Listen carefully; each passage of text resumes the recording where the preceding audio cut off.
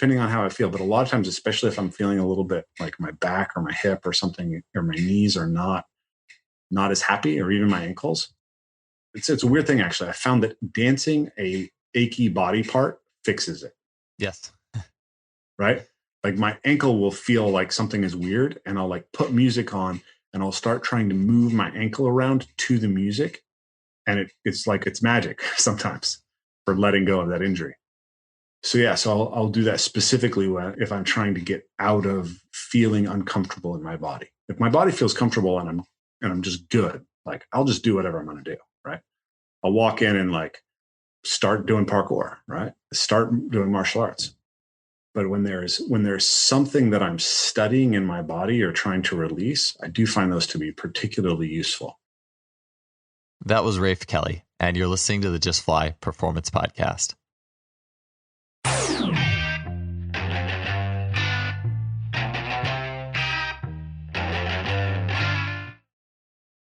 Today's episode is brought to you by our longtime sponsor, Simply Faster. There are a lot of sports technology companies out there, but Simply Faster is the only website you can go to that features an online store that covers the bandwidth of training technology, from force plates to timing systems to muscle simulators and more. Some products of Simply Faster that I use and love include things like the Freelap timing system in K-Box, or coaches' favorites such as GymAware. Recently, Simply Faster has added 2 units that as a coach you should definitely take a look at. The first is the Muscle Lab Contact Grid, which is an extremely affordable and portable, step-by-step, literally, system to collect data on jumps, bounds, sprints, agility, hurdle hops, and really as much as your creative mind can imagine. In what used to take a whole runway worth of data collecting strips, the Contact Grid does it all with only 2 small strips that together cover up to 40 meters of sprinting.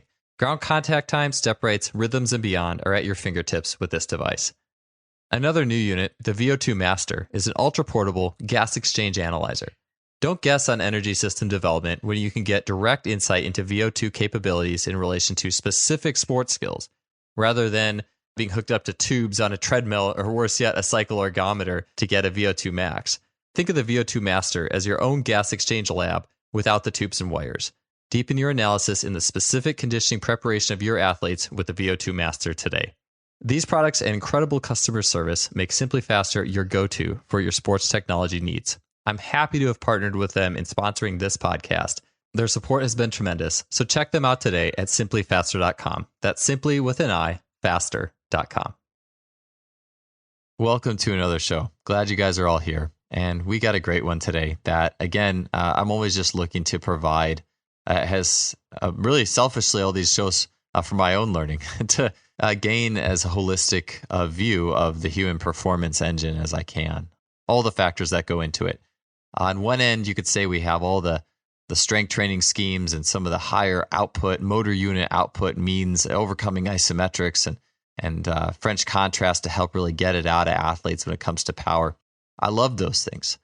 One thing that I've been learning, or a general concept that I've really been learning more and more, I would say the last 5 years or so, has been in the realms of movement quality and rhythm and timing and emotional states and tension patterns. And looking at really what separates an average athlete from an elite. We say that the best athletes are oftentimes they're fluid, they're almost dancing in their sport. I remember watching the NCAA championship back in 2005. I watched the NCAA Division I track and field championship, and I was watching triple jump, and it was amazing how fluid I just remember how fluid and the sound of those athletes on the runway jumping. If you spend enough time around elite athletes, you start to see these trends. And so I'm always excited to talk to experts who have knowledge not only in the realms of more quantitative methods, but also the qualitative and the ability to observe and get to the deeper roots of our human movement patterns. Our guest today is Rafe Kelley. He'll be back for his 3rd appearance on the show. He's the owner of Evolve Move Play. And Rafe, as per what I was just mentioning, has experience with dozens of movement styles. He's played many sports, including gymnastics. He spent time learning modern dance. He is primarily a parkour athlete, but in addition to that, Rafe has studied many forms of the martial arts and MMA styles. So when it comes to my own questions on human movement, Rafe very quickly comes to the top of my mind. I really enjoy his work on all things movement from a holistic perspective. Our last show, well, really 2 shows ago, episode 174 was a hugely transformative episode with Rafe for me, his first appearance on the show. And he spoke there about play-based training, structured versus unstructured work, emotional and cognitive links to play and performance. On this show, we're going to follow up by tapping into his knowledge in terms of his experience in the martial arts, modern dance, fighting, and everything that goes with that, and how we can look at that training construct, that movement construct, the concepts of rhythm, and how can we plug this into our own training programs. Perhaps you heard the teaser, or you're just hearing this and you're thinking, there's no way I'm going to turn my weight room into a dance class. But as you listen, especially towards the back end of the show, you'll find that there's really a wavelength to this. And it's not just about the dance, but there's so many concepts and ideas that can come out of this, all the way down to just using a metronome to help a tendon adaptation. So it is really great to have Rafe back on the show. We'll start out by talking a little bit about quantifying fatigue and the extreme depth landings in parkour. And then we're going to get into movement quality and rhythm quality found in the martial arts and parkour, and how we can port that over to general sports performance concepts. This was a really great show, and it's always great talking with Rafe. All right, let's get on to it. Rafe, it's awesome to have you back on the show, man. Thanks for being here. Yeah, it's a real pleasure. It's good to see you, Joel. Yeah, I tell you what, I miss, since I left Berkeley, I used to do tree runs and stuff there all the time. And I can't tell you how much I miss that. There's really not much, there's like little hills and fire hydrants here. So I every time I see what you're doing, it makes me think of doing those runs, and I definitely miss it. Are you, I know you just moved. Is there good trees to run on around like where you're at, and what's the vibe with the difference in environment there? Yeah, it's not as much of a tree running place. Seattle has more big, sprawling trees. This is more of a more deep nature experience of forest and crazy structures. So 2 of the most kind of the places that you see a lot in my videos are Larrabee State Park and Whatcom Falls Park. And those are here in Bellingham where I am. And those are like fallen logs in the woods and big boulders and cliff jumps areas. And then I'm right next to Lake Padden. And so I've been exploring there, and there's tons of interesting fallen logs and huge, like crazy trellises of vine maples over swamps. So I'm going to have to adapt the way that I move and learn to get this experience. But yeah, it's been great. I have, we also have a parkour park here. So I get to train and kind of like use that to train specific things that I want. And I've been getting a little bit more in training in the urban area. And I have some good local training partners and doing that. And I also have access to a gymnastics gym now. So I'm training in the gymnastics gym, working on my acrobatics and being able to work on specific skills there. So, and then I'm training MMA, which is awesome as well. So yeah, lots of good stuff. And Bellingham's beautiful. But yeah, I'm going to be, I think, more of a forestry runner. The thing that's really awesome here that I'm excited about is canyoning in the summer. It's a very, very cool area for that. So there's going to be a deep exploration of that this summer. That's awesome, man. I mean, gymnastic stuff too. All I have is like the little parallettes. And for me, you think about like training becoming more complex over time, and it's like you can give me like a bench press or barbells or parallettes, and I'll take the parallettes like 10 times out of 10. And I'll even, if I did the parallettes and then went back to lifting, I think I'd be stronger even than if I was doing lifting in a lot of cases. I mean, I have to get back to it at some point to kind of recreate that mat pattern, but I've always enjoyed that. Yeah, it's like the mindful mover, Philip Chubb. I had him on my podcast recently, but he's all about this idea of free gains. What is it that you can do that gets you other things? And one of the exercises that he prioritizes really highly is the tuck plunge push-up, because essentially, if you can carry your body weight and get your hips level with your shoulder, and then advanced plunge push-ups, then you're already getting your bench press gains. But unlike the bench press, you're also training, controlling the shoulder in a different position, straight arm strength and core strength, right? And get it all in one exercise. So why not? So yeah, I agree with you. And that's getting more complexity out of your training. It'd be interesting in sports science, they have the GPS that gives you all the figures, how fast did you run, cuts, like total player load and those types of things.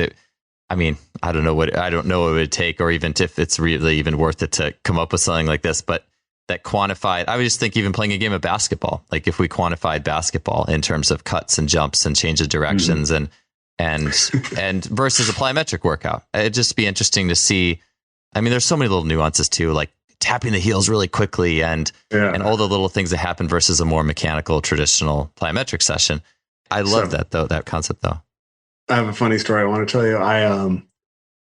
So I listen to your podcast occasionally, and you're always talking about like the best jumps that I do are after playing some pickup basketball, right? Best jumps that I do. So I always like to play with fun and interesting warm-ups. And I used to play basketball a lot, and I love playing basketball. And last time we were talking, I had like discovered that I could dunk after not working on it for a long time. So last year was an insane year, and I ended up basically having to be physically sedentary from May through October because of work demands. And I got way out of shape and couldn't touch the rim. It was terrible. It's a bad feeling. I was on a 3-month layoff a long time ago, and it was pretty bad when I got back to it. Oh, it's horrible. So I've started training, right? And I've been training really hard, and similar. My strength numbers are all up to pretty much where they were. My kind of approach, my standing vert is as good as it was, but my approach jump isn't as good as it was yet. It's more of a timing thing that needs to be fixed right now. But anyways, that's sort of tangential. But the big thing was that I decided we were going to play pickup basketball as part of our warm-up for parkour. So we went out to train. And so like I showed up early because I didn't want to like make the other guys do all the stuff that I was going to do. But I did some mace bell swinging. I did some medicine ball throwing. I did a bunch of sled drags and some sprints. And then it was like, okay, cool. When the other guy showed up, I was like, okay, we're going to go play pickup basketball. But there's only 3 of us. And none of us have been playing basketball recently. So it was like, oh, we'll play 21. And then we start playing and we realize like none of us can shoot. So we're like, okay, we're going to play to 13 by 2s and 3s. So we start playing and I end up winning, which is, there you go. It was fun. It was really fun. But oh my God, it was exhausting. There was so much cardio involved. Like I'd gotten into parkour shape for like 10 seconds of effort, but having to get through 2 people guarding me and pretty much be guarding all the time for the entirety of that game, it was like, man, basketball gets you in shape. That's some intense cardio. But it was really interesting to see. I mean, I think that's about the most difficult way to play basketball. 1-on-2, right? Yeah. The entire time. Yeah. You're going to be going after. I mean, I know back when I was playing in high school, you'd set up certain drills like where the defense would have to work real hard. But I was just literally thinking about it this week, where the developmental load of basketball, because you have an emotional attachment to all sorts of human movements, some of which is jumping, but a lot of but everything's like fast. Like there's nothing that's like you might have some ground contacts that are 0.2 or 0.3 if it's a slow takeoff, but the majority of them are going to be really quick movements, and you can't not. Your body's going to be on automatic because you have to perform the task of moving to the defense, or you can't just stand there or someone's going to look at you like, what do you? So it's, I think for me too, the more intellectual I get about training too, sometimes you almost take easy strength principle has changed my life as a coach, or like when Steven Kotler was on the show, 4%, don't go over 4%, skill improvement, or you're going to be in a hole for a while. And I sometimes almost take that so hard that you almost don't appreciate when basketball overloads you, because you have this emotional commitment to all your duties, and you are going to get overloaded more, I think, than if you were to just kind of say, okay, here's the reps and sets and here's the workout and da-da-da-da. I'm sure parkour works on the same principle. And again, I mean, basketball, people do get overtrained. I mean, people in season lose their hops all the time. So I'm saying there is a limit to all that stuff, but I'd imagine the emotional element of parkour probably digs it out of people too. It's like some of the big jumps. Big time. Yeah. I've been thinking a lot about quantifying parkour practice for a long time. You're talking about that GPS. I was like, how many jumps, how many ground contacts, what kind of ground contacts am I putting in over session? How would I look at that from session to session to be able to manage my workload and like optimize it a little bit more? But I've come up with some, ideas. I've never really implemented them and gone deep into it. But it has to be some sort of perceived rate of exertion thing and, some kind of general thing. Make it really a lot less fun if you are trying to do it in any other way, right? If you're thinking about every type of jump that you did and trying to categorize it and look at its physiological effect. But one thing that came out of that thought pattern is the neurological fatigue associated with a parkour session is not simply associated with like how many approach runs did you do? How big were the jumps that you were doing? It has a lot to do with like how much risk you're taking, or how much, let's say, how threatened your nervous system felt by the movements that you were taking on. So when you do things at height, like you get an elevated arousal level that is very taxing to your nervous system, and you can really feel it. The other thing about parkour is it's extremely eccentric, right? You're hitting all these movements that just have massive eccentric loads to your body. And so that can really, really dig into your recovery resources. Yeah, I was about to say, especially if you kind of like got like even mildly injured trying something that was pretty hard, or you fell even once. Like I just think about the adrenaline output just to, like Christian Thibodeau talks about, basically your overtraining is adrenaline. Like if you release too much adrenaline, your nervous system's going to be done.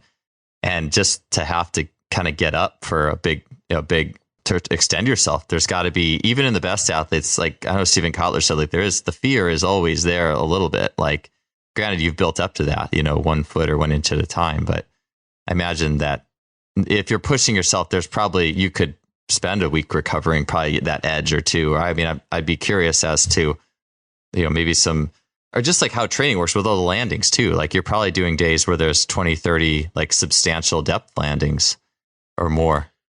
Yeah. I mean, the story is that, the extreme version of this would be David Bell, who apparently used to wear a 25-pound weight vest and take a 17-foot drop 100 times. That's where the Russians got it from, I guess. Maybe it was 12 feet. But yeah, it was onto gravel, so it wasn't onto concrete or anything. But, he trained himself to an extraordinary level of being able to handle drops. And if you watch, I was trying to find that video and send it to you of him bouncing out of this enormous drop, and the elasticity of the way that he did it was just absurd. Yeah, I mean, the human body is capable of a lot, but that is, you have to, he was young, extremely genetically gifted, right? And not doing anything else. And so, I don't think that I'm not sure that I could ever get to the point where I could do that at this stage of my life, right? Where I could handle the training load that would be associated with working up to that capacity. So yeah, the amount of foot contacts or the amount of heavier contacts is something that you really have to pay attention to in your training, and the psychological side of it. It's interesting. I moved up to Bellingham in January, and I started kind of working on rebuilding my training practice. So right away had a couple students and friends who were in the area, and I kind of negotiated with them and figured out a couple days that we could train. So we're training Fridays and Sundays. And I normally train, say, 2 to 2.5 hours, I guess. And so we start training, and the first few training sessions are probably not as intense because we're coming out of the new year and all that stuff's going on, and I'm moving my house. And then I was strength training once a week on Tuesdays. So really good schedule. So my first MMA gym in Bellingham was a gym called West Coast Fight Club. And when they opened, I was one of the first students who went in there and got involved in it. And my friend Kane was one of the other students. And so he's now my friend, but I didn't see him for years. And then I ran into him at the Flow State Summit a couple of years ago. And he's like, hey, I've reopened a new gym, and we're calling it West Coast Fight Club, and kind of continuing the tradition. You should drop by the next time you're in town. So 2 years go by, and I moved to town, and I reached out to him and, started talking to him about some of my ideas and applying sort of the evolved play concepts in this. And he was intrigued. So I went up there and started training. So now I've got MMA once a week. And all of a sudden I was just like, every week I'm just like consistently making progress. I'm testing my strength training every 6 weeks. And it's like, I'm getting really good, consistent gains across all of it, feeling really good. And I was like, I feel like I'm in a deep enough flow state that there's going to be a dark side to this, right? That was my perception. I was like, this isn't going to last forever. I'm going to have to enjoy some winter to deal with this summer. And so the other thing that happened is that there's a gymnastics gym that I used to work for years ago. So I reached out to them and arranged something where I'm working with their staff on teaching them parkour. And so we're getting access to the gym, and my kids get classes. So then we've gone the last few Sundays to the gymnastics gym, and we've been training. And so my trainings have just gotten a little bit longer and a little bit more intense, and a little bit longer and a little bit more intense. And then I hadn't had a chance to spar with Kane, who's a former pro fighter. And so I did my 2.5 hours of parkour training, and I walked over to the gym, and I got a chance to train with Kane for the first time, and we ended up going pretty hard because it's a first chance to really test each other out a little bit. And I really have it's hard to find guys who are comparably skilled in martial arts, and especially of a comparable size. Right, I'm 6'2", 220 pounds. So finally, we did it, and so it was a great round, right? Great couple of rounds, and then I went a couple of rounds with the boxing coach, and then the next week, you can just feel the doldrums arrive. And I'm supposed to get to my next set of tests for how my progression is on my strength training is coming up. And I was like, I gotta give myself an extra rest day. I gotta cut back. I gotta drop my strength training this week because otherwise the body's not going to be ready for this test. So the definitely the getting kicked in the face, right? And dealing with a pro fighter after flying through the air and doing, flips over 12-foot gaps, right? That's a unique set of demands on a nervous system, I think. Yeah. Getting kicked in the face. Yeah. How many times do you get kicked in the face and how does that affect you in overtraining? If you got kicked in the face at the end of a set of plyometrics, how would that impact your recovery from plyometrics? 2 hours. So I was pretty proud of that. I was like, not many people who can flip who are 39 years old and can do keep up with I guess my friend Sid, who's one of my training partners, he competed on World Chase Tag. You could say pro parkour athletes on one side and then pro MMA athletes on the other. So that's fun. If you've listened to this show for a while, then you might understand the power of observing Mother Nature when it comes to working with athletes. This might be to the point where I've worked with many elite coaches who have spent time watching animals, for example, to make biomechanical inroads to working with athletes on how we can work better. You can really never go wrong with observing nature in action. I've made a similar jump in the world of nutrition, where I really now look to what nature can provide us from a supplementation standpoint. If you would have asked me about herbalism 5 years ago, I would have just thought about the ginkgo biloba capsules at the local drugstore as some sort of low-grade health alternative. But these days, I've found my way into performance herbalism, featuring high-grade, immaculately sourced herbs that serve very specific functions to my health, vitality, and even my strength development. With performance herbalism, Lost Empire Herbs is my go-to company for all things herbs. 2 times podcast guest Logan Christopher, who is also a very accomplished strongman, amongst other things, is their CEO. And I use several of Lost Empire Herbs formulas and tinctures in my total nutrition regimen, and I've achieved great results. Would absolutely recommend it to anybody. If you want to check out my favorite herbs, as well as learn a lot more about them, as well as get 15% off your order, you can head to lostempireherbs.com/justfly, where you can see some of my top herbs, such as Shilajit resin, which was mentioned by Grant Fowler a few episodes back. So head on over to lostempireherbs.com/justfly for 15% off some of my favorite herbs for health and performance. All right, let's get back to the show. Yeah, it's interesting. It's like those superstars competitions with different. I like actually the idea of getting different. I don't know. It's the YouTube viral videos are all it's like power lifter versus bodybuilder, because this is what we identify to be fitness. But to me, what would be, and it's always the ones I've watched that it's always kind of rigged towards one or the other athlete. It's hard to really it's hard to make it fair. But I think that if it's all primal movement, I think you can be a lot more creative with what's ended up happening. So maybe that'll be a TV show someday. I think that would be interesting for sure. But on the topic of martial arts, I did want to get into movement. Movement quality has been something that's always been on my radar. I think it can be sometimes kind of esoteric to talk about it. With really masterful teachers, sometimes it's best to just be hands-on in the session. It's almost easier to experience sometimes than to discuss formally. But I know you have a ton of experience in martial arts and with some really great teachers in the world, just movement quality. And so for you, how much of your practice, or maybe that's not the good way to frame the question, but for you, what is your take on movement quality? How do you spend time improving it? People who maybe just don't have, is there parkour athletes who just move in a manner that you would find just not acceptable, not rhythmic, not XYZ? And do you take time out of parkour itself to work on movement quality?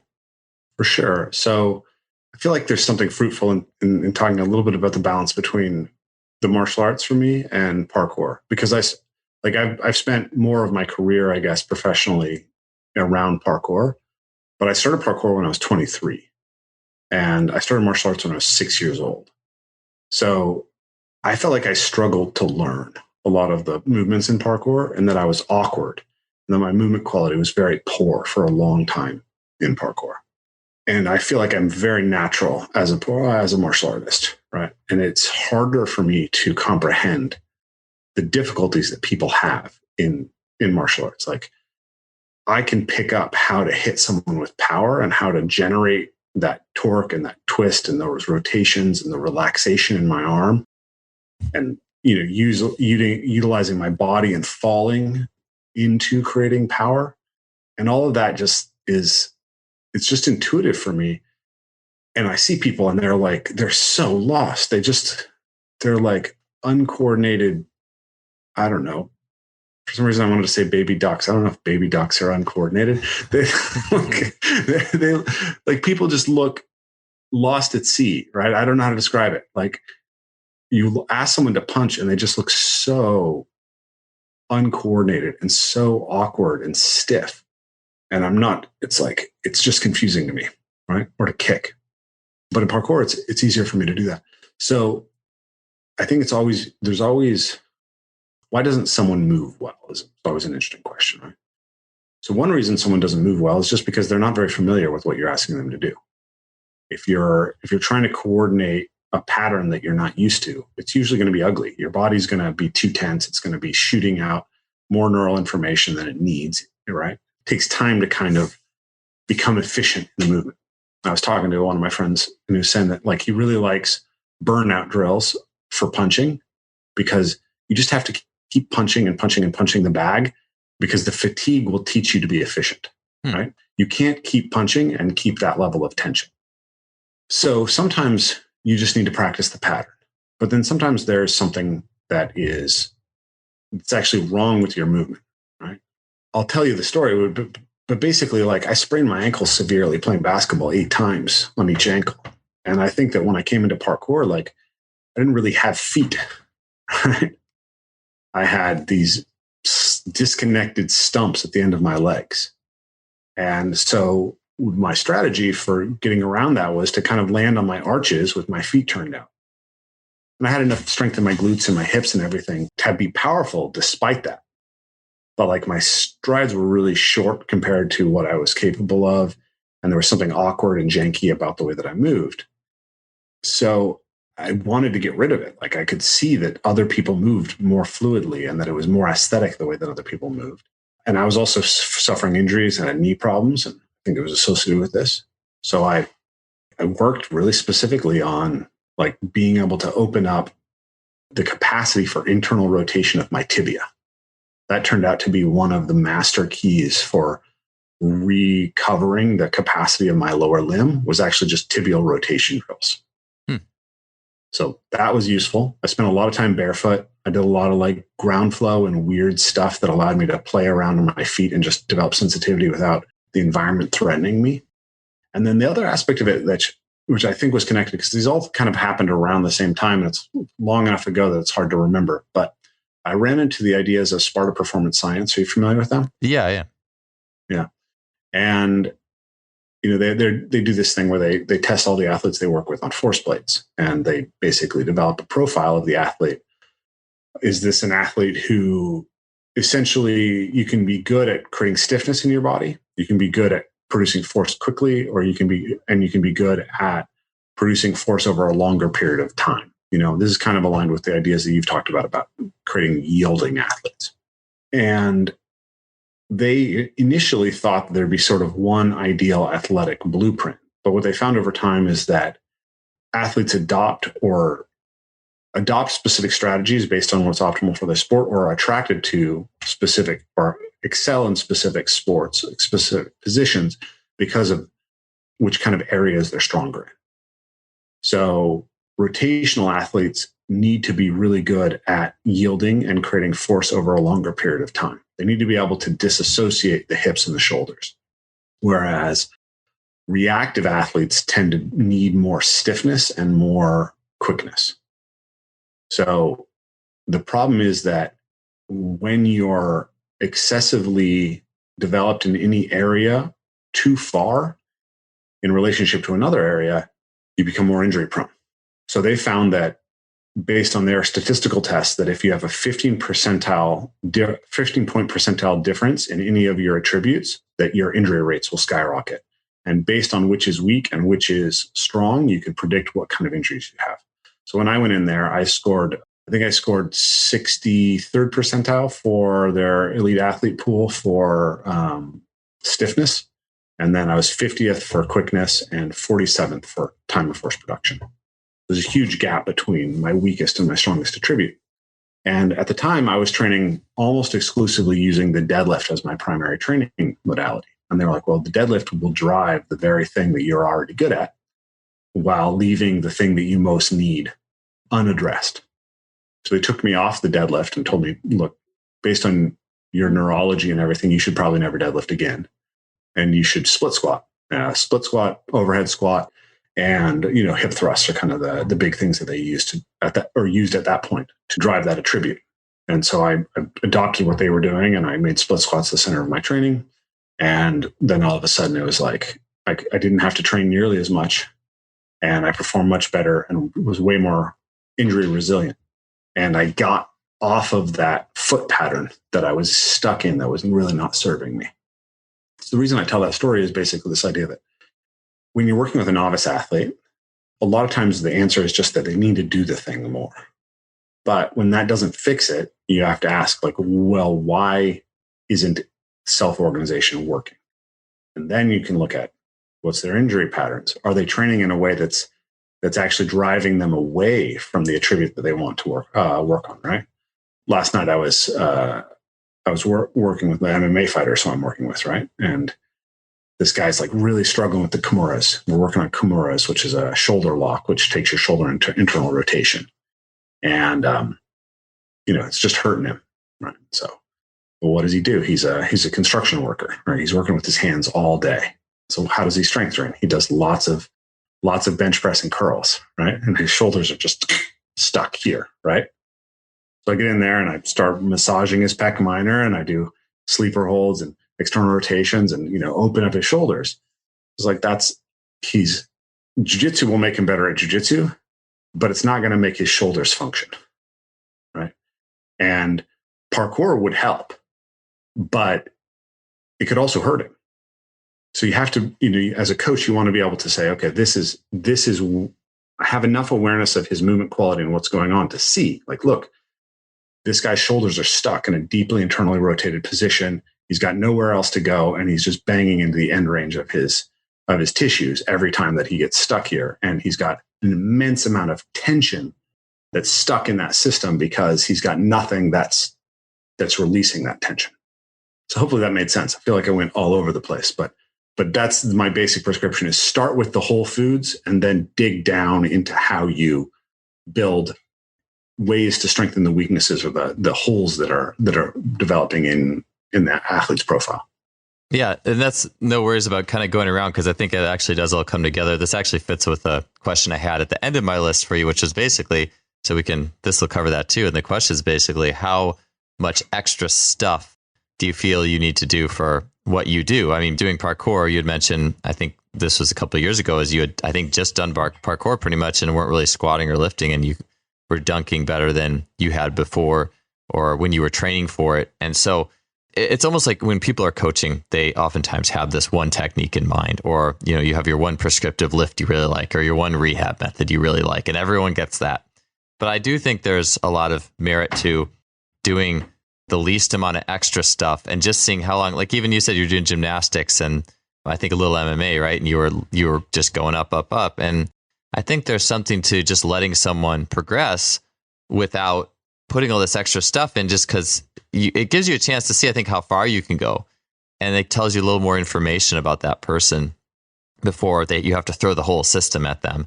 So I guess what I'll say is this. Well, I'll say a few things. I actually want to bring it back to what you just said and kind of rounding that and circling that out. It's almost like movement technique. You talked about there's like the quality of it, but you talked a lot in terms of like compensation patterns you pick up over time. Like you had turned your feet out. So if we're writing this out on a napkin or something, it's almost like you have your compensations. So that's like technique one. You have your almost like I almost call it with the Sparta test. I've been getting a ton into people who have learned under Bill Hartman lately, and like your structure, like Pat Davidson, Kyle Dobbs, David Gray. It's like almost the next thing is like the structure. Like if you've been just like you said, you've just been doing deadlift a ton, maybe that changes the structure of your ribs to be more of a narrow infrasternal angle, and so that's making everything stiffer. Versus if you only squatted and that's all you did, it was you might be on that force end of things. So it's like you got your compensations, and even with compensations, it's interesting. I've been working with a young female runner recently who has a lot of knee issues, and her toes are really turned in, like the opposite of yours.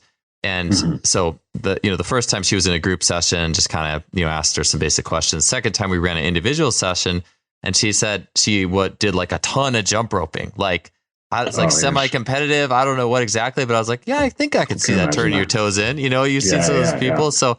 I guess that's why you're, so you got those two. But the third thing, if I had to kind of build this trifecta, and the thing I was curious with, like the martial arts, I've seen like Joseph and Fighting Monkey with do this kind of thing. And I've had other coaches with it's almost like the rhythmic quality or it's hard to describe, right? It's like the rhythm, it's the essence of what you're doing. It's the ability to almost turn your forebrain off and let your body move fluidly, which again, I think you've said you have to be familiar with what you're doing.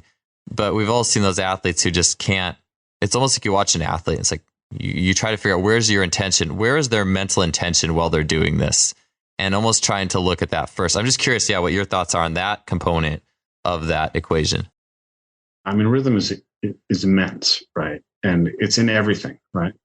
So when you're fighting, right, or you're doing martial arts, you're essentially trying to recognize the rhythmicality of your opponent's movement, right? So you're shifting your weight back and forth. Always tend to move into a rhythm, right? Your hands are moving in and out, tends to a rhythm. When you throw a punch, it's a cyclical movement, right?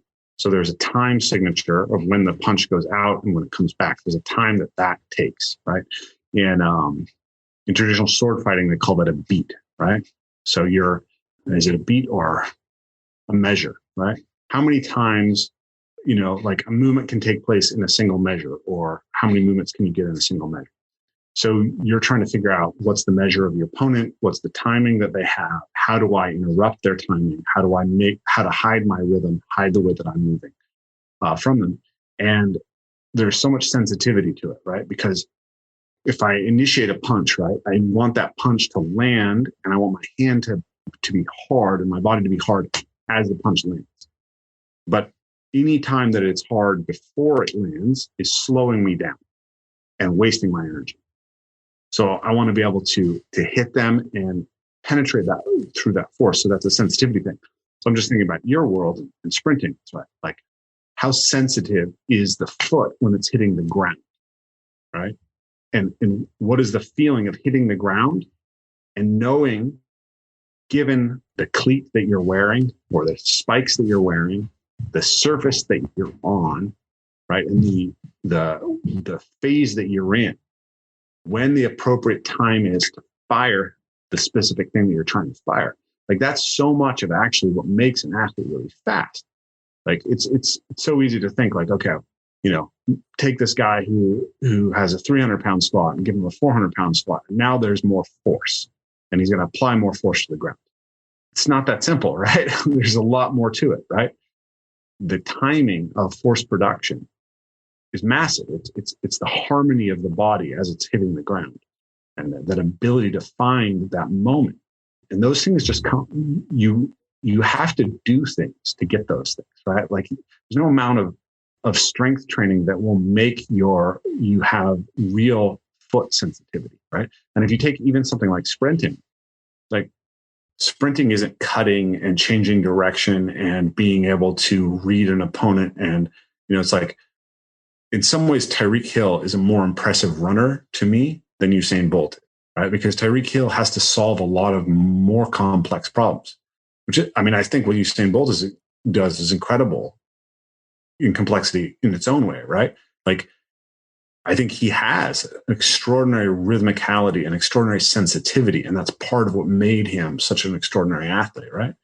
He knew how to utilize his structure to produce power on the ground. But Tyreek Hill has to do that while a bunch of immense people try to smash him, right? And the strategies that are optimized are really different. It's interesting. I mean, Tyreek Hill, I think, ran like a 10-12 in the 100, which is fast, really, really fast, right?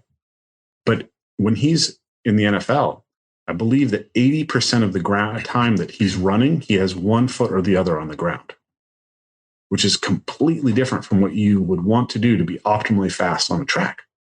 But that allows him to control and steer his movement so much more effectively. He always has that ability to subtly change the way he's applying force to the ground so that he can manipulate his body, change direction easily, fake things, accelerate, decelerate. All those are aspects of it.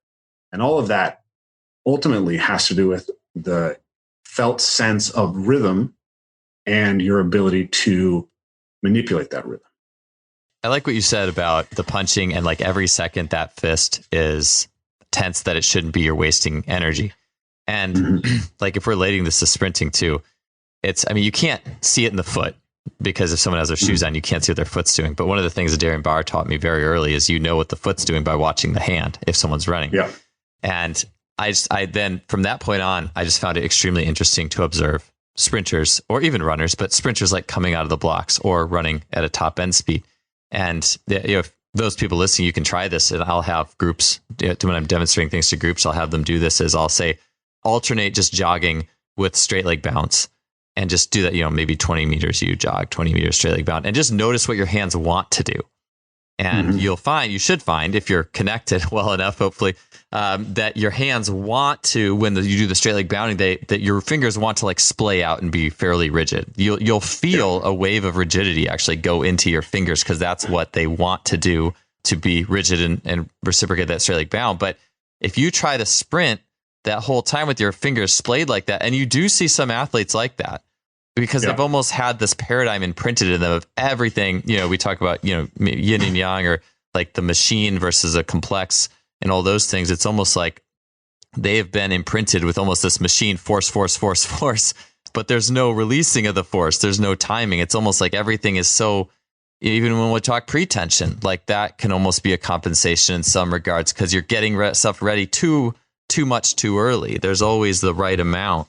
I mean, again, I'm not trying to, I'm a strength coach. Like my life is optimized force production. I believe in getting stronger, but it's interesting to watch. Like I just take that with you say the punch to watch people's hands and notice, is there tension in the wrong place in the stride versus, and Bolt is a good example in just running in a straight line. You see his hand at the top of the front swing of his arm when his hand's close to his face. And it's kind of relaxed. It's kind of chilling. Yeah. You watch people who are probably going to pull a hamstring or get hurt. You see their fingers like, yes, exactly. You got it. They're splayed out and they're like just too much rigidity too early. So, and maybe the solution for them is learn to dance more. I don't know. So that's where I was curious, like, being through maybe like some of I've heard of people doing like hurdle drills on a rhythm. I mean, parkour is it's always different, right? I mean, there's nothing, it's not like running the 110 hurdles. It's not like there's 1, 2, 3, go. It's always going to be different. So but like you said, martial arts, there's always the opponent and you got that rhythm trying to match. Yeah. Well, rhythm always matters, right? So within parkour, like people always talk about flow. This movement, this athlete moves with good flow. Well, what does that mean, right? So I've been trying to break it down. What do we mean by flow, and how do we actually address what might be the missing piece? How do we take, like, that just looks good. Well, why does it look good? How do we make that kind of invisible stuff visible? And so I've come up with a sort of set of subcomponents of flow in parkour, right? So rhythm, right? So imagine that you're standing a certain distance away from an obstacle and you have to go over that obstacle. So there's going to be an optimal set of steps leading you into that, right? And you want to be able to recognize how much force to put into the ground on each step so it puts you in the right position to do the next step. So for a hurdler, they have a very set amount of steps and they need to be operating at a very, very high level of force. But imagine that the hurdles are actually totally variable. In every race that you have a different set of distances along the hurdles. So now the athletes are going to have to focus so much more on coordination and being able to control the rhythm of the steps coming into each thing, right? So how do I steer? So we talk about direction of movement, displacement. So basically it's horizontal versus vertical, rhythm, structure of the body. How do we maintain our structure? Risk management and orientation. Those are the central aspects of flow, right? So if you're trying to move through a complex environment, you want to move in such a way that you are not creating vectors of force or sort of momentum, inertia that's not contributing to the direction that you want to go. So very often, like really classic, like most people have probably done this. You go up to a small obstacle, right? Like a handrail, and you want to get to the other side. So you put both hands on the rail and you jump your legs to around the side of your hand. If you do this action, what's going to happen is that your hips swinging up to one side of your hands is going to create inertia that is going to be going, parallel to the hands, right? But you're trying to go perpendicular. You're trying to continue to go forward. So now you have to still the motion that's happening going sideways before you can start moving forwards. So we have to control that directionality, right? So classically, when you're learning parkour, for instance, we'll be doing a lazy vault. So you put one hand on the object, you swing your legs around, and you catch with the other hand. Most athletes will do this without being able to catch with the other hand initially. And they often don't understand why you want that other hand to catch. What the other hand does is it counters. So your body is circling in one direction, and the hand swinging back to the object is circling the other direction, which nets out the total side-to-side motion and allows you to now have control of the direction that you're moving. Also, having both hands on the object gives you the opportunity to push and create the motion that you're trying to control. So if you're trying to move sideways, right, if you're trying to cut a diagonal, you don't want to swing your hand back down on a lazy. You just want to go around and keep going.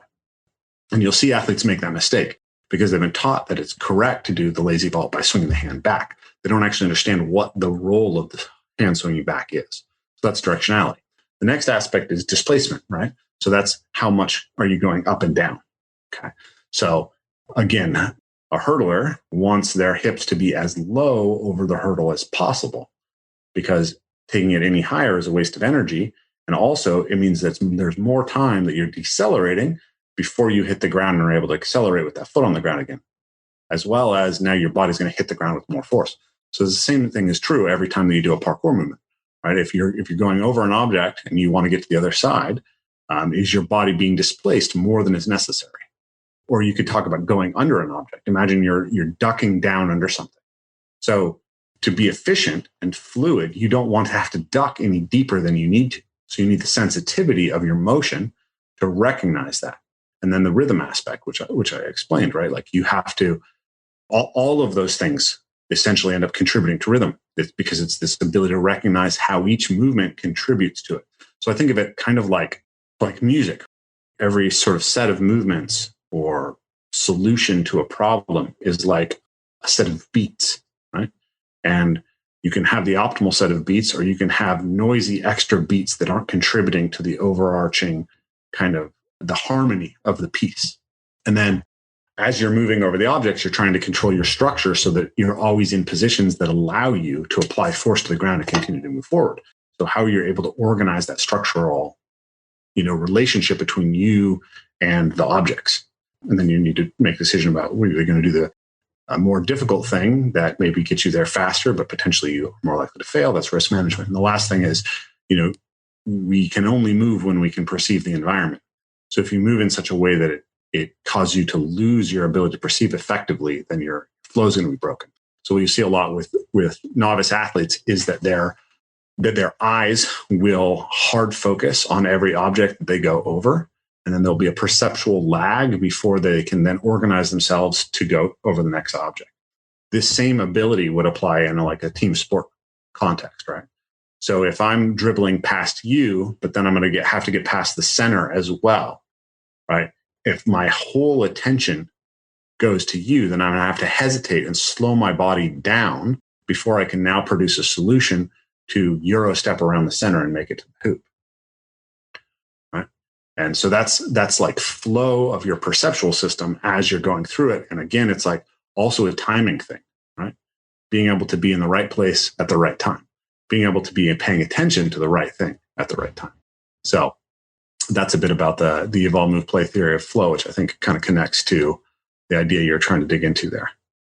Yeah, I know what the perception, the speed of perception thing. I've talked with strength coaches in the past on like training tennis players, and they just worked on the tennis player's speed, and that tennis player actually got almost too fast, was running too fast for what was needed. The feedback was, I'm faster, but I'm like messing up more balls right now because those two things hadn't gotten in sync yet. So I've heard the same thing for even soccer, like ending up offsides, players who ended up offsides more because they just got caught in a linear speed too much without the perceptual coupling. And team sport's a complex deal.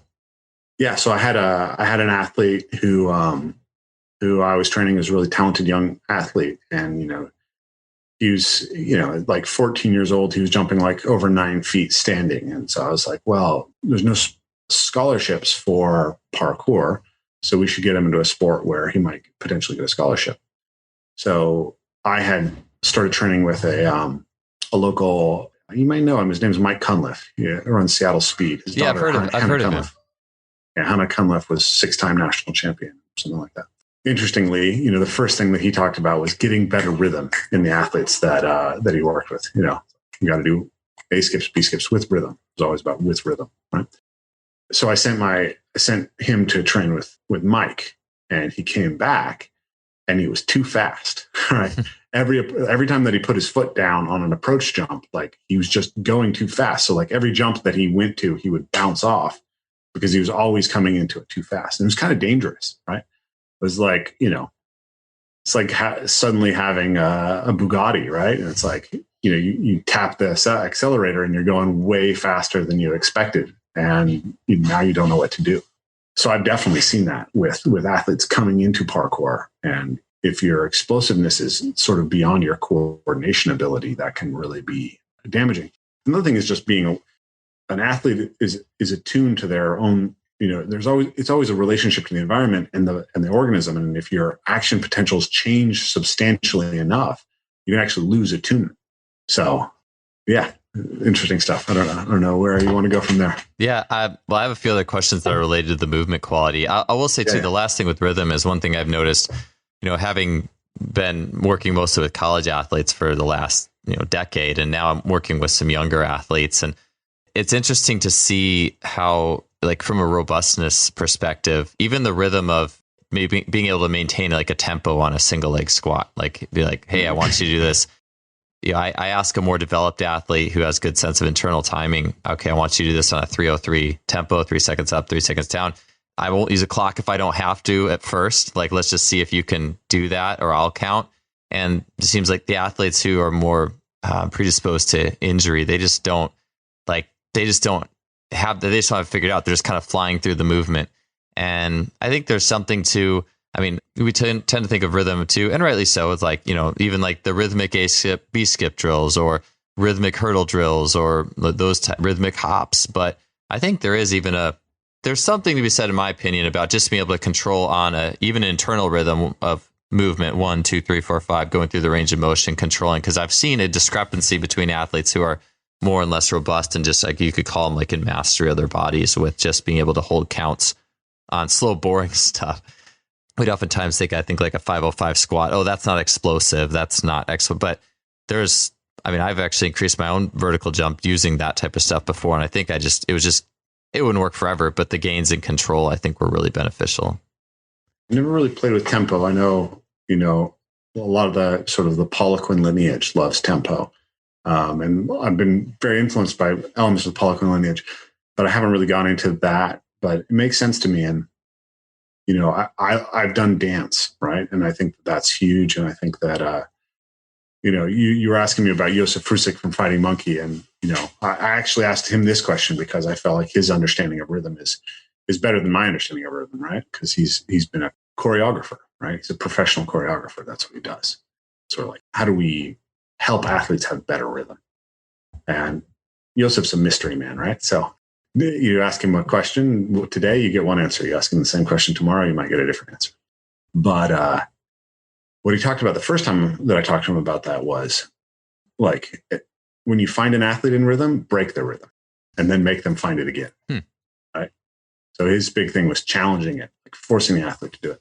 And I think there's some utility to that. I don't think that's the solution always, right? I think, some of the stuff that I've been absorbing from like the perception action literature and the idea of cognitive load. It's like you want to manage the athlete's cognitive load, basically.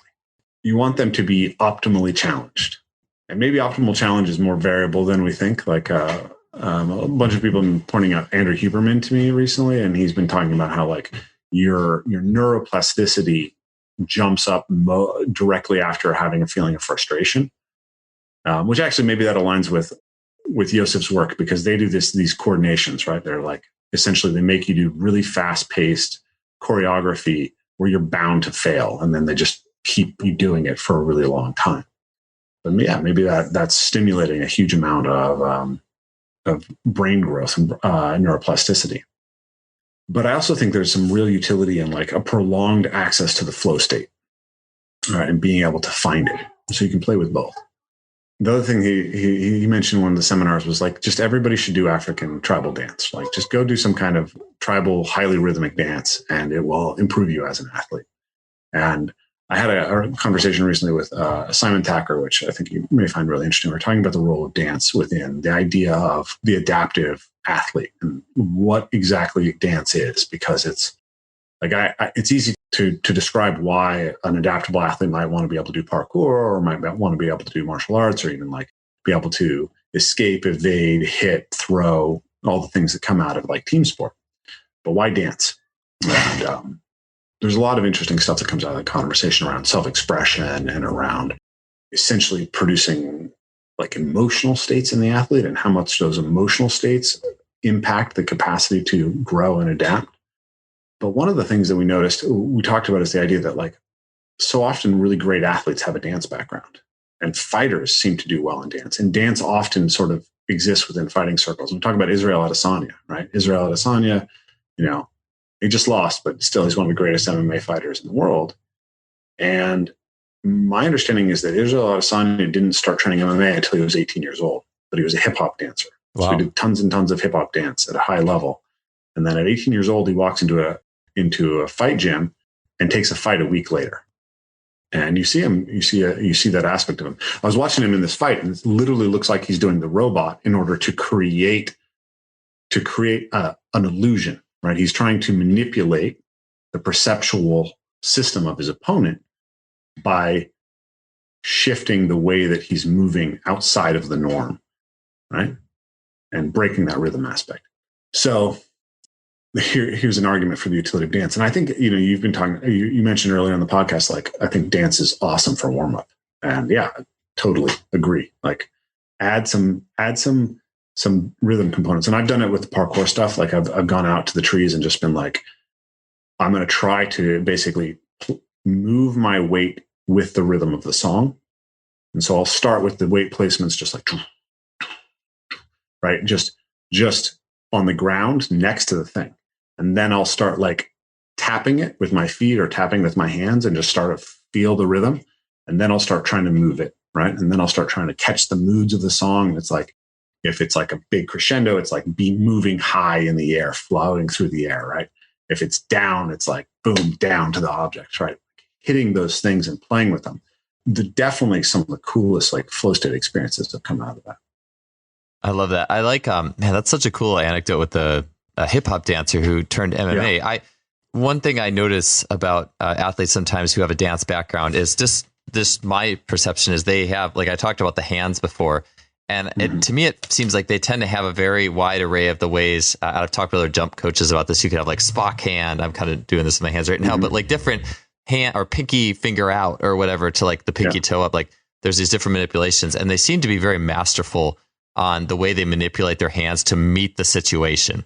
Like if it's like jumping over a high hurdle or something like that, compared to perhaps an average population. And you mentioned the African dance, and I don't remember the ethnicity. I feel like it's multiple ethnicities. I've been sent this video of this like kind of dance this person's doing where it's just like extremely rapid heel taps. There's always like this rapid, I'll put it in the show notes if I can find it, but there's it's like literally this person's tapping their heel and moving their foot around like circular motions, and they got to be tapping like 7 times a second. It's like, it's mind blowing how much and fast these feet are firing in this little space, and they're able to coordinate the rest of their body in that context. It's almost like playing defense on someone times 5, like speed up times 5. And so I agree with you. I definitely actually have to watch maybe more of that dancing too, to kind of get that in my head, but I definitely believe it. So I know we only have a couple minutes left, and maybe if you just want to give a quick answer to this, because I think it fits in with the movement thing, but I've seen you do like animal forms, animal flow. I think it's part of fighting or just part of movement in general. Do you utilize like crawling or different types of rolling and animal type movements as part of your warm-up for parkour? I don't tend to think of them as animal movements, right? Like, so some of my students, one of my students, Kyle Koch, he comes from the Wilderness Awareness School, and they have this series of animal forms that they do, and we've played with that at the seminars.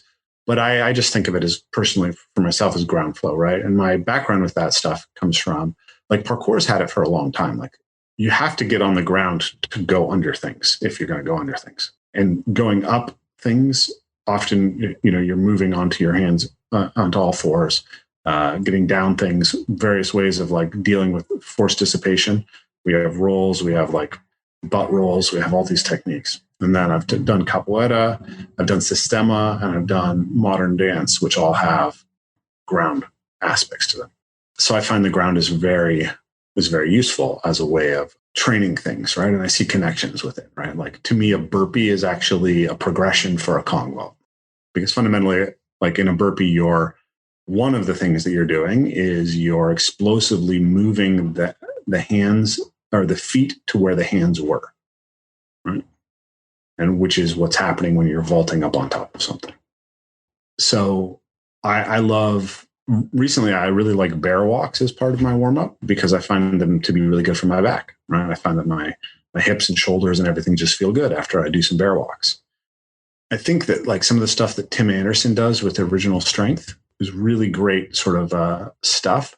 But I think that for me, you get the same benefits, and it's a little bit more interesting by just doing modern dance groundwork, right? Like, you have all these twisting, rolling, swinging, squatting, changing direction movements within the modern dance tradition, but you get this aesthetic, music-oriented aspect of it that's really enjoyable.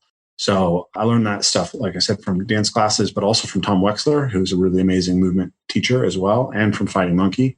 And so I'll definitely add that to my warm-ups and play with it pretty regularly, depending on how I feel. But a lot of times, especially if I'm feeling a little bit like my back or my hip or something, or my knees are not as happy, or even my ankles, it's a weird thing, actually. I found that dancing a achy body part fixes it.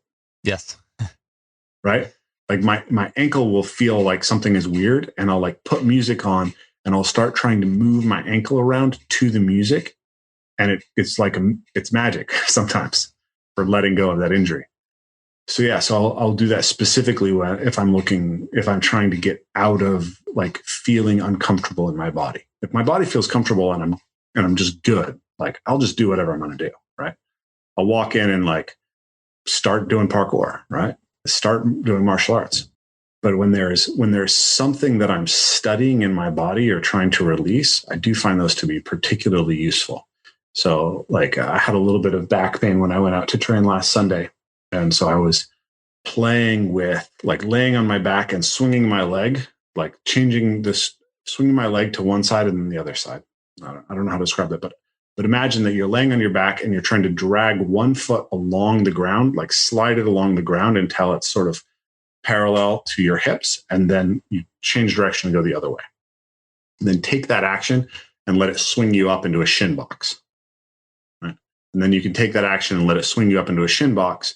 And from the shin box, you can transition out into like a Cossack, and then you can do a leg swing of some kind and use that to come up. And then maybe I would work that into like a capoeira, right? And then as my body gets more and more comfortable, then that capoeira becomes a medulo compasso, which is a spinning hook kick with your hands on the ground. And like my body is sort of building itself up from movement on the ground to more and more acrobatic movement. And then it can become a butterfly or an aerial, and then then now I'm like, I'm feeling good, and I can go flip and do the stuff that I want to do. It's like almost like a Paul Cater when he was on this podcast. I think sometimes we don't have science to officially confirm these things or these intuitions, but to him, like warming up, doing he would often do just like speed ladder drills to music or sprint drills to music or crawls to music. And to him, he called it just a tuning of the body. It's almost like muscle and tendon getting on the same page.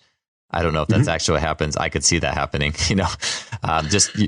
whatever the mechanism, but that's what I got thinking when you had said, like, if this, or even as simple as back to like the 505, like the research that shows that doing tendon work slowly centrics on a metronome, or stuff like that, where there's, even if it's 10 seconds down, 10 seconds up, painful, it's not even dancing. It's almost like you took the frequency and you just turned it way low. It's Slow. You can barely even hear it. That with that super slow waveform, you can barely hear it.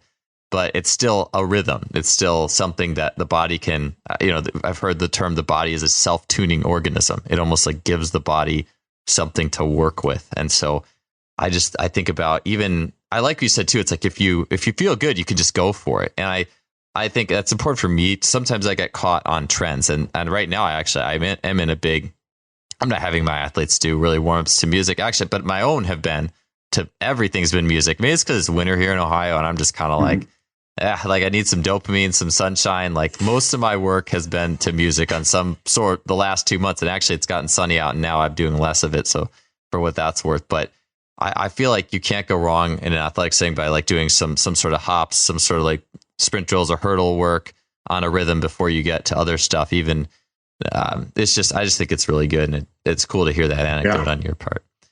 Absolutely. I think learning to attune to rhythm is a very powerful thing. And, the rhythm that you have in the sprint, it's only it's not a perfect transfer from that to like being able to move to the rhythm of, a pop song, but it's like a lens that you can look through.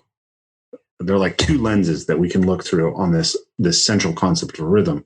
And by having a better overarching understanding of it, then we can apply it better to different circumstances if we do it right, I believe. Something I wanted to say there, but it's lost. I've lost it. It happens. It happens to me about 5 times a podcast, I think. So anyways, no worries. Well, I know we've come up to the end of our time today, Rafe. But man, it was great talking to you. And it's just cool for me thinking your work is so kind of outside the bubble of traditional sports performance, but we can learn so much from it. And I really enjoy talking to you and the concepts that you bring to the table. Absolutely. Thank you very much. It's always good touching base with you. And I'm definitely, I am outside the bubble, I guess, but at the same time, there's a lot of information within it that's interesting to me and that applies to my work. And so it's always nice to kind of connect to the streams of thought happening here and be able to offer my little perspective on it.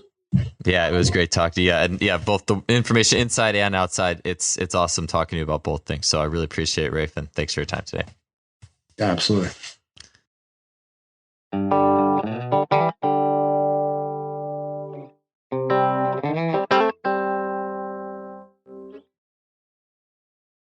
Thanks for tuning in. We'll see you guys next week.